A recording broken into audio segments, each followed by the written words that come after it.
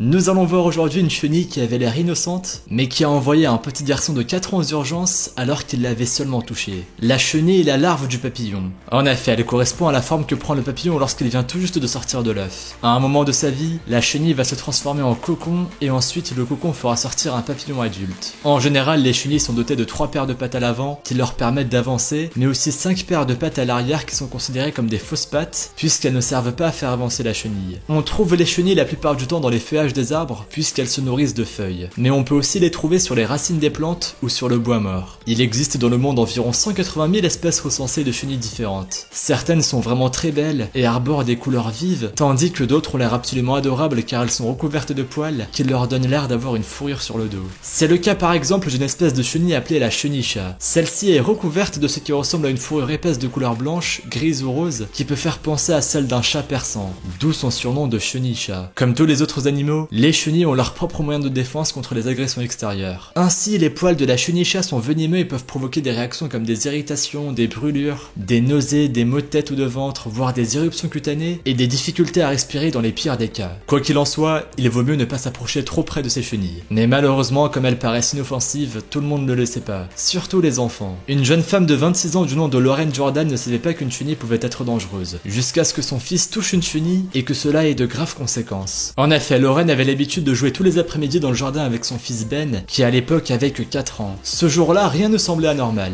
La mère et le fils avaient passé l'après-midi dans le jardin, puis ils étaient rentrés dans la maison pour dîner avant d'aller se coucher. Lorraine a remarqué dès le dîner qu'il y avait quelque chose d'anormal dans le comportement de son fils, mais elle a pensé qu'il avait été fatigué par cet après-midi de jeu et qu'il n'y avait pas plus de soucis à se faire. Du coup, elle l'a couché en espérant qu'il irait mieux le lendemain matin. Mais pendant la nuit, l'état de Ben s'est dégradé. Le petit garçon a commencé à avoir froid et il avait de la fièvre. Le lendemain matin au petit déjeuner, son état avait encore empiré. Le petit garçon paraissait très fatigué et avait le visage gonflé. Inquiète, sa mère a décidé de l'emmener à l'hôpital afin de s'assurer qu'il n'avait rien de grave. Ben est resté quelque temps à l'hôpital et son état s'est amélioré seul, sans l'aide de médicaments. Dans le doute, les médecins lui ont quand même prescrit des médicaments. De son côté, Lorraine essayait de se rappeler de tout ce qu'il s'était passé dans la journée afin d'avoir un indice sur ce qui avait causé l'état fiévreux de son fils. Elle a repensé à l'après-midi dans le jardin et a suggéré au médecin que son fils avait peut-être été piqué par un insecte. C'est à ce moment-là que Ben s'est écrié qu'il avait effectivement été mordu par une chenille. Lorraine s'est alors souvenu que son fils avait en effet joué avec une chenille sur le bas de la porte, mais elle ne savait pas du tout qu'une chenille pouvait être dangereuse. Au contraire, elle pensait qu'une chenille était un insecte adorable et complètement inoffensif et que l'on pouvait parfaitement laisser son enfant jouer avec. Heureusement, Lorraine avait pris une photo de la chenille lorsque son fils jouait avec et elle est aussitôt allée voir un spécialiste des chenilles afin de la lui montrer pour qu'il puisse identifier l'espèce qui avait piqué Ben.